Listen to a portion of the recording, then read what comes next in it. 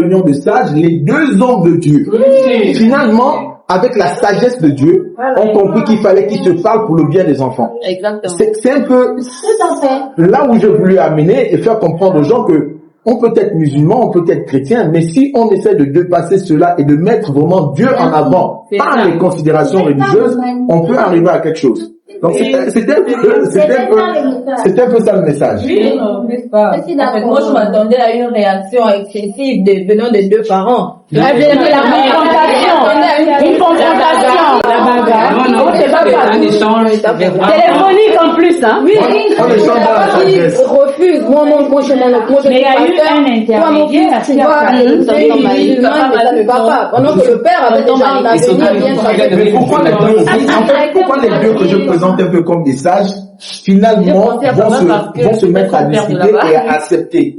Parce que je pense qu'aujourd'hui, nous, en tant que parents, nous avons une obligation, c'est d'accompagner nos enfants. C'est des messages que je voulais délivrer.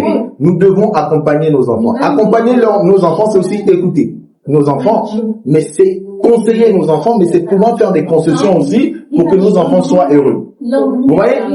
Il faut pas qu'on soit dans le drame forcément. En faisant des concessions, on peut faire en sorte que nos enfants soient heureux. Donc, c'était un peu, c'était très difficile, mais c'était ça. Quand je vous ai dit, là, ma tante me disait, il parle de casser les côtes, en réalité, je leur ai dit, moi, je ne voulais pas écrire un roman en restant dans, je suis un écrivain. Non, je voulais partager un message. C'était d'abord ça, pour moi, l'idée principale. Je ne pousse pas une autre religion. Je reste dans l'éducation que tu m'as donnée. Parce que l'on soit musulman, que l'on soit chrétien, on est convaincu de donner la meilleure éducation à nos enfants. Ce qu'il faut comprendre aussi, c'est que les choix que nos enfants nous vont faire, ce n'est pas une remise en cause de notre éducation. Mais c'est le parcours normal d'un homme qui, dans la vie, va vivre ses propres expériences. Et donc, c'est ça aussi qu'on a voulu un peu à un moment montrer. C'est-à-dire, ce n'est pas une remise en cause de l'éducation que je relis, ce n'est pas une remise en cause de ma foi chrétienne.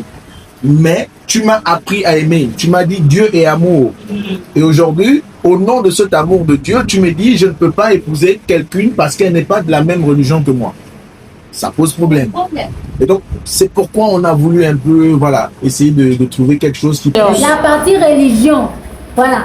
Chez les musulmans, la partie qui va un peu déranger là, chez les musulmans, on sait que les musulmans prennent toujours 1, 2, 3, 4. Il doit y avoir le côté chrétien doit un peu bouger. Le côté chrétien là, doit un peu bouger. Leur amour est comment? Voilà, il y a pas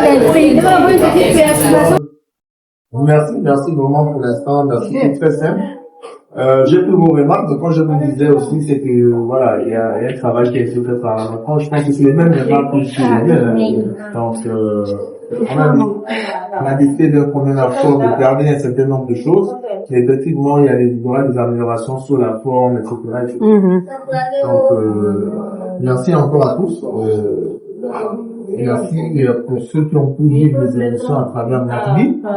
J'espère qu'il n'y a pas eu trop de pleurs. Et que, voilà, il y a une qui a déjà envie d'épouser un Sénégalais. Donc, je pense que j'espère qu'il n'a bien encore réconforté. Tu t'es retrouvé en même temps au Sénégal, donc c'est une bonne chose.